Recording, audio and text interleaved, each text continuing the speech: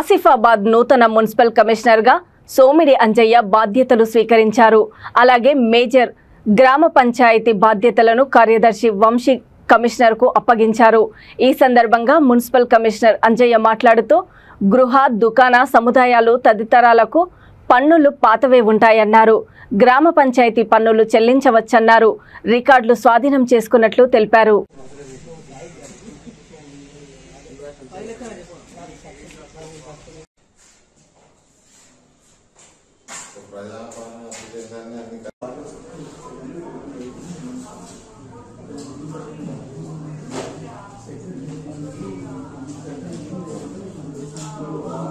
Sir, ఇప్పుడు ఈ రోజు నుంచి మీరు బాధ్యతలు స్వీకరించారు కదా, అయితే ఇప్పుడు ట్యాక్సులు ఎట్లా సార్? ఇప్పుడు ట్యాక్సులు కట్టాలి ఎట్లా? ఇప్పుడు మనకు టైం అది ఇప్పుడైతే పాత ట్యాక్సీలే ఉంటది, కొత్తగా ఎలాంటిది ఎనాన్స్ చేసుడు ఉండదు. ఎందుకంటే ఇంతకుముందు గతంలో కొత్త మున్సిపాలిటీ ఏర్పాటు చేయడం జరిగింది. అందులో కూడా ఇప్పుడు పాత ట్యాక్సీలే వసూలు చేస్తారు. ఇక్కడ కూడా ఇప్పటి వరకు పాత ట్యాక్సీలే ఉంటాయి.